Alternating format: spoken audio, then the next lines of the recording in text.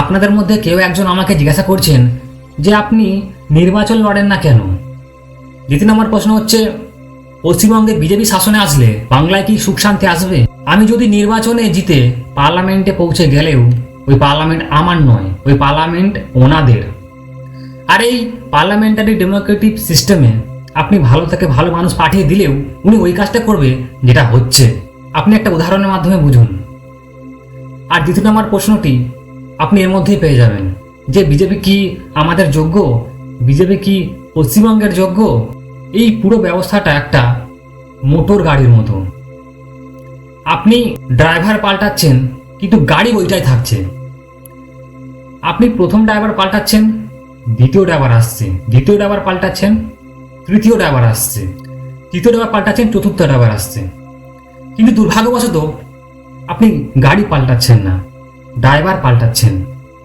তাহলে গাড়ি যা করার সেটাই করবে।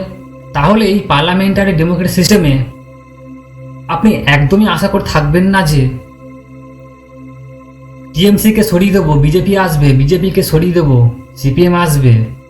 কাজ সবারই একই হবে। প্রমাণ আপনাদের সামনে বাংলায় প্রকাশ ঘটছে। আর পড়ে রইল বিজেপি। আপনি বিজেপি অধ্যুষিত রাজ্যগুলির দিকে পর্যবেক্ষণ করে দেখলে আপনি দেখতে পাবেন যে পশ্চিমবঙ্গের তুলনায় কোনো অংশে কম নয়। আর আপনি ধীরে ধীরে বুঝতে পারবেন যে এখন তো ইন্ডিয়ান ড্রাইভার দিয়ে কাজ চালাচ্ছে। 4-5 বছর অপেক্ষা করুন, দেখবেন ইন্ডিয়ান ড্রাইভারকে সরিয়ে ওনারা বসবে। তাহলে এই পার্টি কখনই আমাদের হতে পারে না। আর এর ওপরে খুব গম্ভীরতার সাথে ভাবুন যে আমাদের কি পার্লামেন্টারি ডেমোক্রেটিক সিস্টেম প্রয়োজন? আর আমি আপনাকে গম্ভীরভাবে বলছি যে পৃথিবীর যে কটি দেশে পার্লামেন্টারি ডেমোক্রেটিক সিস্টেম চলছে ফেল হয়ে গেছে। যদি বলি আমেরিকাতে, ব্রিটেনে, ফ্রান্সে, জার্মানিতে, প্রতিটা দেশেই সমস্যা আছে পলিটিক্সে। আর ওই সমস্যা সিস্টেমের, আর ওই সিস্টেম আমরা চালাচ্ছি। তাহলে আমাদের কি এই সংসদীয় গণতন্ত্র প্রয়োজন? আর যদি প্রয়োজন তাহলে আপনি একবার এর স্বরূপ ভাবুন। আমি বলছি না যে আমার এটাই শেষ সত্য, আমার নিষ্কর্ষ ভুল হতেও পারে, কিন্তু এই দেশ থেকে পার্টির শাসন শেষ করতে হবে। আমি আপনাকে জলজান্ত উদাহরণ দিচ্ছি।